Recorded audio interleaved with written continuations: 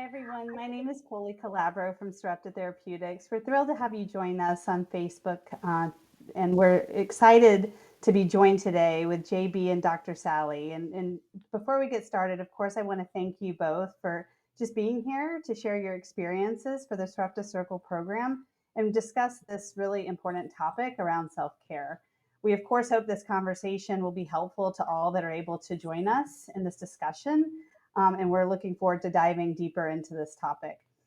As a reminder, both Dr. Sally and JB are compensated by Sarepta Therapeutics for their time. Additionally, the information shared in this program is provided by Sarepta for educational purposes only, and it's not intended for medical advice. For medical or treatment related questions, we do direct you back to your healthcare team. We also will not be speaking to specific products, trials, or studies that are run by Sarepta. For that information, we also direct you back to your healthcare team or to clinicaltrials.gov. We're excited to be here for about 30 minutes to talk about this topic and answer some questions along the way. Um, we also do encourage you, we recognize we can't get all questions, especially in this recorded format, but we invite you to email us at advocacy@Sarepta if there are questions that you may have. Additionally, you can reach us at through our social media. We'll be happy to respond to those questions. And we always encourage you to stay connected with us. On the screen, you see a QR here that you can open your camera and scan. This will allow you to stay connected on news, updates, and also know about future programming. So we'll provide some additional options for this throughout the event, but definitely invite you to connect with us in those various ways. So now I'm going to hand it over to Chrissy or Dr. Sally so you can get us started with the discussion. Great, thank you, Coley. As you mentioned, my name is Dr. Chrissy Sally. I'm a pediatric psychologist, which means most of my career I have worked with children with a variety of serious health conditions. I'm currently Director of Clinician Engagement and Outreach at the Courageous Parents Network, and I also work with families here in New York City, where I am at the moment. I'm also happy to be joined today by JB. JB, could you tell us about yourself? Yeah, sure. Hi there, guys. I'm JB. I live in coastal Virginia with my husband Nate and our two kids, Charlie and Cece. Charlie was diagnosed just shortly, uh, right around his fourth birthday. Shortly after he turned 3, we started seeing signs of what we were, hesitant to believe could possibly be Duchenne, but we've been caregiving now for about 11 years. Yeah, thank you. Well, I'm so glad that we can be here together to talk about this really important topic of self-care. Um, as I know that you know, JB, self-care is not a luxury. It's something that we all really need to figure out how to work in our own lives. All caregivers deserve to feel as well as they can. And it's important to note that self-care looks different for everyone. So today we'll be hearing about your experience, but we'll also be talking about ways to think about approaching self-care so that we can each customize it to our own needs. And this is especially important because I think that everyone is at their own place. They're at a different place in a self-care journey. So for some people, this might be the first time they're really thinking about it. Other people may have been thinking about this for a while. Um, JB, can you share a little bit about where you are in your self-care journey? Sure. For me, I think it was a little bit of a switch that turned off when I turned 40. I just really learned how to say no and to make time and space for self care, something I really struggled to do prior to that.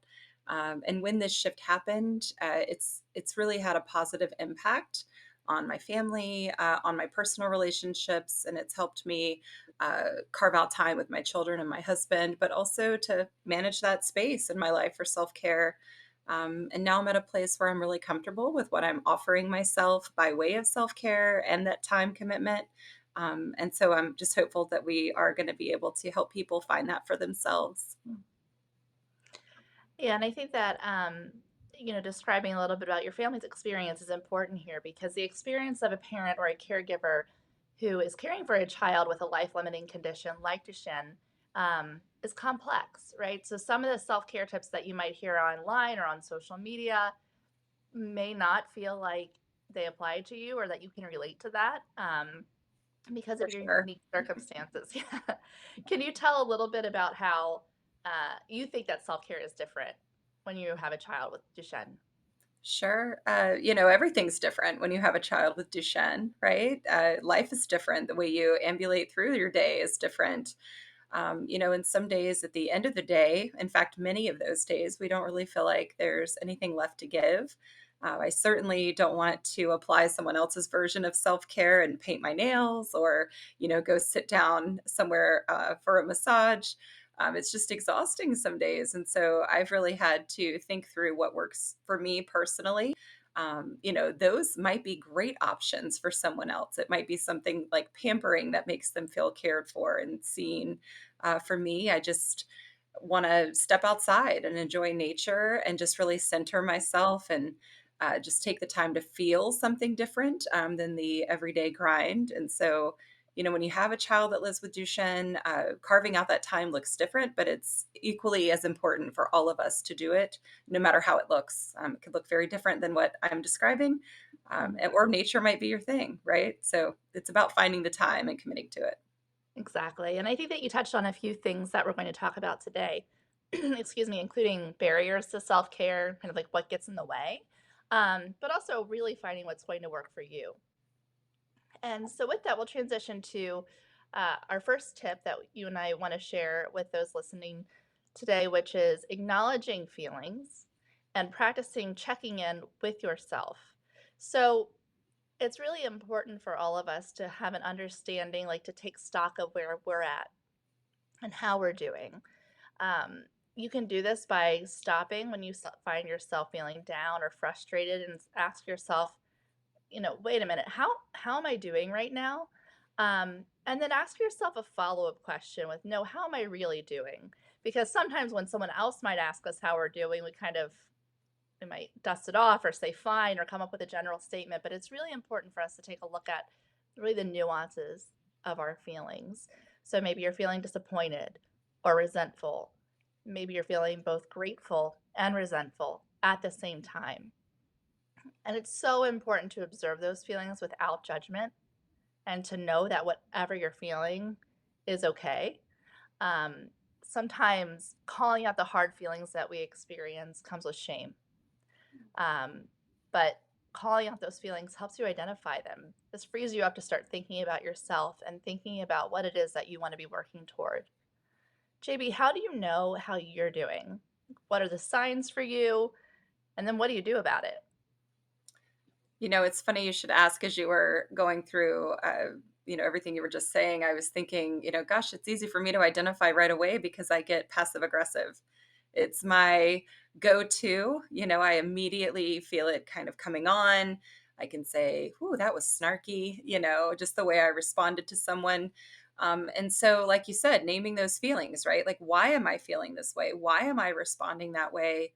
Especially when it's something that wouldn't ordinarily garner that response, right? So some days are going to be more emotional than others. And, you can head those off, right, by putting names to those emotions. I think for me, in many ways, it helps to write it down, especially like just processing through it because patterns emerge, right? You tend to get triggered, if you will, by the same things, or maybe that same feeling of frustration is really more impactful than any other time. And I think that when I write things down, it helps me to see that pattern. But I also, I have a lot of talks with myself out loud because sometimes I think that just being heard, whether that's, myself hearing, me say these things out loud or, just imagining what I would say if I really could speak my mind sometimes. It just helps me to label how I am feeling and really where that's directed to. How am I directing it at a person? Who am I giving this to inappropriately? And I think that it allows you to really dive into hard feelings, which, we don't always want to do. Sometimes we keep it surface. But in those moments, especially with the kids, I've learned to say, like, let's put a pin in this and come back to it because you can't always respond the way you want to, right? And you certainly can't be passive aggressive with your entire day or just every moment of frustration can't bring it, that triggered response. Mhm. So I think just coming back to feelings is really important, whether it's something you do put a pin in or something that you actually write down and revisit later. Mhm. I love the strategy of writing things down because sometimes you just can't tackle it in that moment. as you said. And I also love your example of like that passive aggressive sort of nature. And so, we could avoid that, right? Or Right. we could notice it Right. and say, maybe this is a signal for me that there's something going on here. Um, For sure. and it is important to pay attention to those feelings and those signals that either are, the way we feel in our body is sending to us, the way we're thinking in our mind and how we're feeling. Something related to all of this is the idea of self-compassion, Oh yeah. right? So that, Grace, right? Grace for yourself. grace for yourself, exactly. And you can think about it as caring for yourself the same way you might care for another person, right? So you might ask someone else, how are you doing? And really care Mhm. about their answer, right? Because you Right. care about them. So do that for yourself. Let's recognize our own emotions and how we react to them, Mhm. right? And doing that with some grace and non-judgment. I think there's such freedom in that too, even from experiencing the overwhelm. There's a lot of freedom in having that grace for yourself. Mm-hmm. I think we might have a question now. Yeah, no. So thanks, Dr. Sally, for pausing for just a moment so we can address. We did have a question, which I think this leads into a lot of the things you kind of just discussed, but kind of taking it into a platform that we're in right now, right? Like, social media can be really great for so many reasons. When we're talking about maybe being at a point where we're recognizing our feelings and we want to, maybe we want to communicate with others, but then there's also, can be so overwhelming too when you have a child that's living with Duchenne and everyone's coming at this from different perspectives. Um, JB, I think this is probably really, I'm going to direct this at you, but what would be your suggestion in setting boundaries for social media and support groups as you're making those connections and voicing some of those opinions and thoughts? Goodness, this is such a good question. Especially as you enter this journey with Duchenne, you are searching for answers or searching for connection. And there are so many people on Facebook or social media platforms who have maybe, in your mind have gotten it together and have figured this out. But you really have to be careful who's speaking into your life and who's part of your circle, because not everyone approaches this journey the same. And I think, too, in not approaching it the same way, we're also not weathering it the same. We're not wearing our emotions on our sleeves the same. And it would be ideal if we could enter into that social media space and think, oh, all of these people, share my same perspective. But that's not always the case. And so, just really not allowing yourself to engage in back and forth or to be triggered by a comment that someone might make in private that they would never make in person. That's one of the things that you really kind of have to keep in mind is we're all hiding behind a screen, right? We're all ambulating through this, from a little bit of a safe space. We're not in person. And I think that, the people that you surround yourself with online or on social media really should reflect what you would surround yourself with in person, and who you would allow to speak into your life in person in the real world. I think that's really good advice. And I'll just add a few things to that. This idea of checking in with yourself comes up in social media too, because you can get in that action of just scrolling Hmm. and kind of separating yourself from the action of what you're doing and what you're reading. And that's a good time to check in. Like, wait, am I getting something from this, or is this taking something from me? Right. Right? Like, ask yourself that question. And some of the tips about social media that I suggest now, because I've gotten them from other parents who have shared their strategies, is for families that if it's the case that you have multiple devices, for example, I know some parents who will remove the apps from their phones because those are so accessible and in your face, and only look at that social media account when they're sitting at a laptop or a desktop, because it kind of gives a little separation, almost feels like a little more control. Yeah, for You know? sure. Mhm. Thank you. Great. So moving on a little bit to start talking about some of the barriers that limit self-care that get in the way of us engaging in whatever our self-care activity is going to be. Um, in my experience, common barriers to self-care can be found in a few different domains. So that might be like financial or logistical concerns.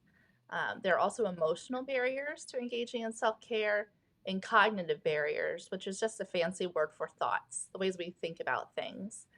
It's really important to identify each of our own personal barriers because when we do that, we can start to break them into pieces, question how true that barrier is, or try to problem solve through that barrier and create solutions for yourself. JB, you and I have talked about this before, Yeah. and you've mentioned to me that there were some financial and logistical barriers that came up for you or come up for you at times. Can you share a little bit more about that, and then how you were able to work through those? Yeah, definitely. Especially with me having the perspective of doing this, from a household with a spouse, and then also as a household as a single mom. My barriers were even more so in place. And whether that was perceived or actual, the barriers were stronger, I would say, when I was a single mom and when he was young, right? So age played into that, financial capability played into that. And logistics, resources made it hard for me to engage in self care or what I thought self care was at the time. Again, checking in with yourself and figuring out what your go to self care is would be beneficial in that because I really was hindered by my idea of self care. And then for me, at the time, I had to begin to think a little bit outside of the box. What would make me feel cared for? If I were to check in with myself, what would make me feel more cared for? And that involved going to bed early. I really needed more sleep, especially as a single parent. And I just really needed to focus on making sure I was getting enough rest. Little things like if I was at the store and I was buying hot cocoa for Charlie, I would make sure I got the one with marshmallows because that's the one I liked. And so that was like a little treat, but it also made me feel seen and that it wasn't just a mundane thing I was doing. It had purpose. I'd go for walks in my neighborhood. And I decided the walkie-talkie would be a good situation and a good device to have. That way I could leave my home as a single mom and, go further than my porch, right? I started off at the porch and then I would start with half a block and then I'd go, around the corner. As long as I had a walkie talkie and he had one, I felt pretty safe. And that gave me time alone to check in with myself and make sure that I was doing okay. But, walkie talkie doesn't seem like a version of self care, but it sure was a tool. And it really created quite the opportunity for self care for me. Yeah, so you tapped into a few barriers so nicely. So going to bed early, like that's an example of shifting self care into something that's manageable, potentially doable. Um, the walkie talkies example, that is so creative, right? It So was a necessity, is what the mother of invention, right? that's right. But I think we get stuck so easily. And so flexing that creative muscle to problem solve or get ideas from other people, maybe, and helping you do that is really important. And I also love your hot cocoa with marshmallows idea. So that's a way to like work with what you have, right? You don't Right, have to create something new for self care all the time. It's being for mindful of those sure. small things that just make you feel just a tiny bit better Yeah, is important. definitely not recreating the wheel every time. Easy, small tweaks make a big difference. Absolutely. I want to talk about the cognitive barriers too, which is what I mentioned earlier about the way we think about things. And I heard you mention that too. You said something along the lines of like what I thought self care was. And I Right, think that's, you and I have talked about this before. It's really important to us that we encourage people to think about self care being all kinds of things. It could be right, anything, right? Um, so, I think you and I have heard before on another program that a Duchenne caregiver asked us, how can we help caregivers think or believe that they can go away for a weekend if mhm, that's suggested? And we could even truncate that and even bring it to an overnight or maybe just a few hours if that's right, where you and your family are at. right, Uh, but when the person asked that question, the thing that stuck out to me was that use of the word think. So, what is the thought that is getting in the way that's keeping you from going and doing? Maybe it's something like, my thought bubble is, I can't go away. My child needs me. Um, And you can explore that thought with yourself. So is it, am I leaving my child in capable hands though? Mhm. Can the person caring for my child contact me if there's an emergency? Like really explore that with yourself. And this is a process. Um, Yeah. so you want to break those thoughts down and explore them to get yourself to a thought that really feels true, and then face that one. And you can also take this in really small steps. So as you said, you just started with going to the porch, right? Right. And then Right. half a block. So maybe you leave your child for a small period of time, and then maybe you feel like you're ready to go out for a few more hours, and that'll help you build up, um, that strength to do that and the comfort. Yeah, the comfort, because knowing you can do it is one thing. Being comfortable, takes some more time to adjust to. It Yeah. does, and I think accepting that you're going to be uncomfortable Yeah. doing that. Have you ever gone away from Charlie, and what was your experience with that? Yes, and it was something I highly recommend. Like you said, there's a billion barriers, right, in your mind, cognitive barriers of why I couldn't leave. Whether it was, well, no one cares for him like I do. No one can do this possibly, without me. Um, and there is truth in some of that, right? There is truth. You're going to do it your way. Doesn't mean it can't happen with a qualified person who you have approved to take care of him, and with knowledge, right? Like, um, yeah, that was huge for me. That was life giving. And when I turned 40, I went away twice that year, which, as a Duchenne caregiver, that's magic. And I had all of those barriers mentally, cognitively going into this. Just what did I need to do to make this happen? And, thinking through that from beginning of, investigating like where and when, but also who's going to step in and care for him. And then also on top of all of that, what if, heaven forbid, something happens? How will I get home? Because that was really my hang up. How am I going to get back, as quickly? And so in order for me to go, I knew that I would need to have enough money savings, whatever that might be, an easy account to pull from, or, I would just need to budget and make sure that I could return on a moment's notice. There would be no hesitation to, get back, whether it's hop in a car, a train, a plane. I just needed to be able to make that happen. Otherwise, going away was not ever going to happen for me. And so that's really what I did. I kind of worked backwards. I reverse engineered going away, right? I figured out, okay, here's where I'm going. What will I do to get home quickly?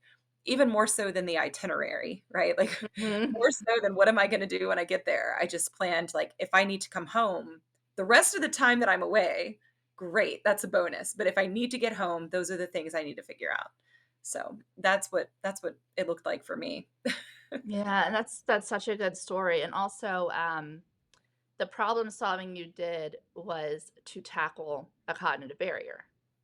I Sure. will have to be home with him, I need to be home with him, and then you thought through how to do that, and I do wanna name, though, that I feel a little tired just hearing from you thinking about all the problem solving that it did. There is a big mental lift, There is. right, to Yeah. get to that goal that you had. Mhm. Um, and I think it's just important to name that and call that out, because sometimes in order to feel like you have the capacity to even do that mental lift in problem solving, you may have to engage in smaller self-care things Yes. to build Yes. up to that point. Yes, So for thank you sure. for sharing that.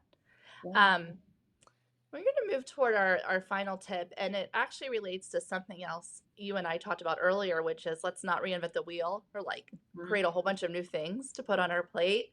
And so this leads us to this idea of uncovering your personal strengths. Um, when you focus on what your strengths are, that reminds you of your competency. Okay, like I'm a competent person. I can do things. I can figure things out for other people. I can figure things out for myself. And the best part is that your strengths are already within you. You're most likely using them. Um, But I think it's a matter of recognizing those strengths and then thinking about how to apply them to situations that help you with self care. So I like to think about through a little exercise to help us recognize all of our personal strengths. So, take a moment, and you can do that now as we're talking through it, or after this webinar, and you know, think about the things that you're drawn to. What do you focus on? Then think about the things that you tend to avoid. So for example, if I'm a person that avoids organizing, right? Like that is not a strength of mine. I'll find all kinds of things to do to get out of that. And I'm drawn to things that I feel good at, that I feel competent in. So that's a signal to me, like that's a strength. But when it comes to responding to an email, attending meetings, I'm very responsive. I'm always on time. Those are things that fall within, my areas of strength. Also think about the things that you enjoyed doing before you became a parent. Like what were you good at? Ask yourself, at what times in my life was I my best self? And then after answering those questions and going through the exercise, I think your strengths will begin to emerge a little bit. So I'm very organized. I'm a person that can speak their mind. I'm a spontaneous person. Then take those steps just one step further and recognize how those qualities help you in your life now. So, if you say a strength of mine is that I'm spontaneous, I'm a spontaneous person. Well, that means I'm pretty flexible, and that's a pretty important thing caring for a child with Duchenne. JB, what are your strengths and how do they help you? It's almost uncomfortable, right, to think about Yes. like our strengths, right? It's almost, when someone says, "Oh, you look pretty today," and it kind of makes you a little uncomfortable, right? So, it's nice to be able to step into that and go, "Well, thank you." But when someone does pay you a compliment with something that you're good at, that's equally as kind of, oh, and it does give you pause. I my strength, I didn't even know I had really. I didn't view it as a strength, maybe is the best way to look at it. But over time, I've learned that I'm a connector. And so, people will say, like, oh gosh, if you need to know that, ask JB. Or if you need a resource on that, JB will know where to send you. And, when you hear that over and over again, you think, gosh, I am a pretty resourceful person. That is a strength of mine, whereas it wouldn't be necessarily a strength that you would right away think of. It wouldn't be what comes to mind when you think strength. But being a Mhm. connector is a pretty important character trait to have, the ability to make connections and to provide people with good information. And I think, like for me, it really set in when Charlie recognized it. We were at an appointment and, a mom was talking about something and Charlie right away said, "Oh, my mom can help you with that. She'll know who to talk to." And I thought, gosh, that is really incredible that he knows that about me and he recognizes that enough that it's happened so often that now it's like something he just thinks of Mm. about me. He says, "My mom can figure that out for you." I mean, that made me feel like $1 million. And I think that connecting people with the right resources and the right people, whether it's medical, whether it's psychological, whether it's just a connection in your community, especially when you're a family with unique needs. I think it's valid and important for a lot of reasons. Um, Mhm. so yeah, whenever I think on that, I think, gosh, I am a pretty good connector. But it is uncomfortable to think on your strengths. Yeah.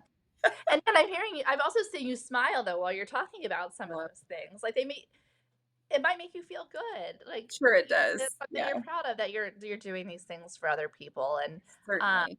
but Yeah. I think pausing and noticing that and finding the joy in that, whatever it is, it is different from going out and having your nails done, right? It's just like something within you. It's something that you do. It's ingrained in who you are, but taking a moment, just saying, huh, okay, this is good. That It it's is really self-care, important. right? Allowing yourself the pat on the back, right? Yes, we all Yeah. do need to pat ourselves on the back, which is hard to do. It's hard to do, but it's really important. I think everyone listening today should have pat themselves on the back for taking the Yeah. time to show up to this, right? Um, so, I think we can probably summarize a little bit about what Mhm. we talked about today. We we started talking about it, recognizing and acknowledging feelings, which I think is a theme that we've heard woven throughout, which really shows how important it is, right? And I think that gets said a lot, but really is very meaningful to kind of check in and really understand how you're doing. And I think that we often can get in a cycle where we see self care as an endpoint. I'm going to do this and this and this to engage in my self care, whatever it is. But self care really isn't an endpoint, it's really a means to an end. Yes. Yes. Um, like what is it I'm trying to get to here? And so that's really important. And acknowledging your feelings is part of that. Like, what is it? What is the feeling that I would like to help myself with? I think Um, too, really quick before you move yeah. on to the next point, I just want to touch on when you're saying like acknowledging them. And yes, we do hear that all the time, but it's usually in reference to our kids, right? We hear so often, like, make sure that you're checking in with their emotions and naming their feelings and teaching them how to do that. But I feel like maybe it's even generational where, you know, um, caregivers right now, like we didn't grow up with that, right? This emotional conversation happening all the time. And so for us, like we're more apt to do it for our kids, just like the hot chocolate, right? Like we're more apt to do it for them. But doing it for yourself is so important. And, maybe even just taking inventory, like you said, is just really the self care. That might just be all the self care you need in many cases. Yes, I agree. We also talked about barriers to engaging in self care, which are really important to recognize to help you problem solve and to get to the point that you want to be at. And then we talked about thinking about your own strengths, right? Like, don't start from scratch. Work with what you've got and what you already bring to the table. Yeah, that's so good. Oh, Thank you, ladies. You guys are incredible. It's amazing to hear both the professional and personal experience that you both bring to this conversation. We did have a couple of other questions that we were posed that I think we have a little bit of time to address. So, Dr. Sally, there is one that I will point your way initially. You talked about, again, that going back to that labeling of the feelings. mm. Can you share another example of how to check in on how you're feeling and maybe why that's hard to do? Mm. So, how to check in on how you're doing and why it's hard to do that? Well, one reason Loaded it's hard question. to, yeah, I'll start with the second part first. One reason it's hard to do it is because we don't think to do it. We rarely even think to check in with ourselves or ask ourselves how we're doing. And just like many of the things we've talked about tonight, you have to develop a habit and exercise the muscle in doing that new thing. Um, and a strategy for that could be just setting a reminder, a pop up like on a calendar on your phone or something, or a post it note on the fridge that says, how am I doing? Like, big question mark, right? Like something that reminds you to really check in with yourself. And I think um, those are some visual signals, but also anytime, and this is something we also are pretty good at ignoring, is noticing the way your body feels. And that's a trigger. A lot of us have tense shoulders and tense necks and achy backs, and Mm. sometimes those are worse, or butterflies in the stomach. Sometimes that's worse, or sometimes your heart is beating faster. And I think all of that, those are really good signals for you to take a moment and take stock and give yourself that. Excellent. So Thank good. you. And we do have a question, I think, JB, that we'd love to point your way as well. You mentioned how you learned to prioritize self-care and how that impacts relationships. Can you say more about how self-care has helped make your marriage stronger? Yes, definitely. When it comes to this diagnosis, especially like as it applies to married couples or, partnerships, it's something my husband and I are really passionate about. Just making sure that, people are prioritizing themselves in their marriage and their partnership. But self care, as far as, for each person, each individual, like you said, for me, it strengthened our relationship because I was able to show up for him. If you're not showing up for yourself, right, you're not checking in for yourself, then, that relationship with your partner and your spouse will really just kind of deteriorate much the same way like checking in with yourself does. It just is something, it's one more thing on your plate, right? You kind of push it off. So when you prioritize it for yourself, then you realize that your spouse or partner isn't having that self-care check-in, and they're not having time to do that. So it allows you to see it in what they need, and to make space for that because you're creating that for yourself. You certainly become more aware, right? As you start to do it for yourself, you certainly become more aware that they are in need of that too. And I think, just the partnership of it all and that give and take, you're going to show up differently every day, and they are too. So just knowing what that looks like for you, if it is a day that you're experiencing overwhelm, being very vocal about that and not being passive aggressive, not taking it out on them because they are your safe place. I think that is really important because they really do become your safe place and they're going through this with you. So just having that time to apply self-care in your life will help you not only to recognize when they need it, but also to ensure that they get that. I think that's a really good description. And I'll just add to that that I think that the more you practice self care for yourself, you'll also learn to then start practicing care for the relationship, right? Yeah, Because the relationship itself is like a third person in the right. family. Like there's each of you as individuals, and then there's that unit or that duo that needs to be tended to as well. But it's harder to do that when each of the people as individuals are not tending to themselves. Taking that Right. care themselves. Yeah. Yeah. Well, just, thank you both. Like, I feel like we could, as always, I feel like we could get in a room and talk about this endlessly, and it's never enough time to hit on all the things that you guys can address and really shed perspective and light on. But we're grateful to have had you join us, and also just thankful for those that were able to tune in and watch, this discussion. We do encourage, the community to email us at advocacy@sarepta.com, to stay connected with us at Duchenne.com, and also please message us on social media. Again, we'd love to pose your questions to JB and Dr. Sally that, we weren't able to answer live today. So we do encourage you to do that. And as always, we look forward to seeing everyone in future events. And again, thank you, ladies, for being here. And we hope everyone has a great day. Thank you. Yeah. Thank you so much, you guys. Talk to you soon. Bye-bye.